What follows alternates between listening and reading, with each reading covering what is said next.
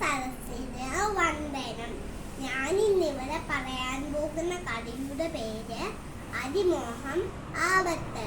പണ്ട് വന്ന് പഞ്ചുള്ളിക്കാട്ടിൽ കുഞ്ഞിനിപ്പുഴയോരത്ത് ക്രോ എന്നൊരു തവള താമസിച്ചിരുന്നു.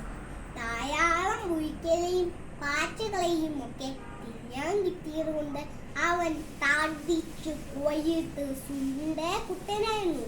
ഒരു ദിവസം അവൻ കാട്ടിലെ കാഴ്ചകളൊക്കെ കണ്ട് മാറ്റി മറന്നിരിക്കുകയായിരുന്നു. അപ്പോഴാണ് അവൻ ആ കാഴ്ച കണ്ടത്. മരത്തിന്റെ ചുവട്ടിൽ നിന്നും മണ്ണിളക്കി ഇളക്കി വരുന്നത്. ശ്രദ്ധിച്ചു നോക്കിയപ്പോ അത് കൂടി കൂടി വരുന്നു. പെട്ടെന്ന് അതിൻ്റെ ഉള്ളിൽ നിന്നും ചുണ്ടൻ പുറത്തു ചാടി.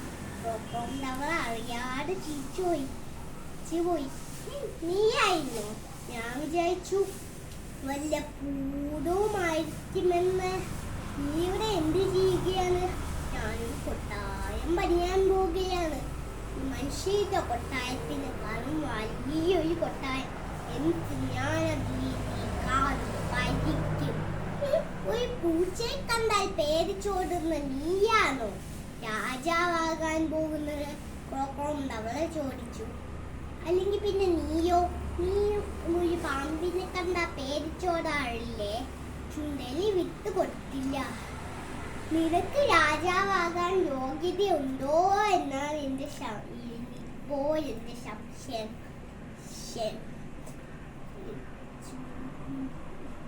നീ നമ്മുടെ പിതാമഹനെ കുറിച്ച് കേട്ടിട്ടില്ലേ? പർവ്വതത്തിനെ തുയർന്ന് പർവ്വതത്തിനെ മറിച്ചിട്ടവരാൻ ഞങ്ങൾ. ചുണ്ടലി വീരോടെ പറഞ്ഞു. ഉണ്ട്, കേട്ടിട്ടുണ്ട്. അത് നിന്റെ മുത്തശ്ശനല്ലേ? തവള അടിയളവ് പറഞ്ഞു. ഇവരെ കൂട്ടുകാരനാക്കാം. തവളയുടെ വാക്കൾ പ്രവർത്തിച്ചു. ആട്ടെ ചങ്ങാതി, ഇനി നമുക്ക് രണ്ടുപേർക്കും കൂടെ ഈ കാട് പരിക്കാം. നിനക്ക് നീന്താൻ അറിയാമോ? അവളെ ചോദിച്ചത് കേട്ട് ചുണ്ടലി നീന്താതെ നിന്നു. വിഷമിക്കണ്ട ചങ്ങാതി, നിന്നെ ഞാൻ നീന്തൽ പഠിപ്പിക്കാം.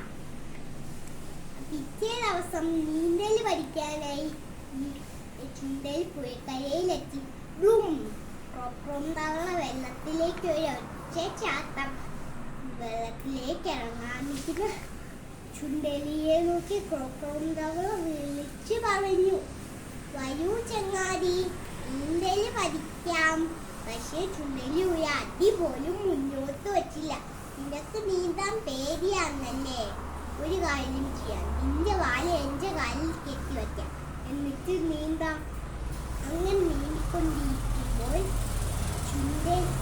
തവളയാണെങ്കിൽ നീന്തിക്കൊണ്ടിരുന്നു. ചുണ്ടലി നീന്താനറിയാതെ കൈകാലി തടിച്ചു. ഇതൊക്കെ മുകളിൽ നിന്നൊരു പൈന്തച്ചൻ കാണുന്നുണ്ടായിരുന്നു.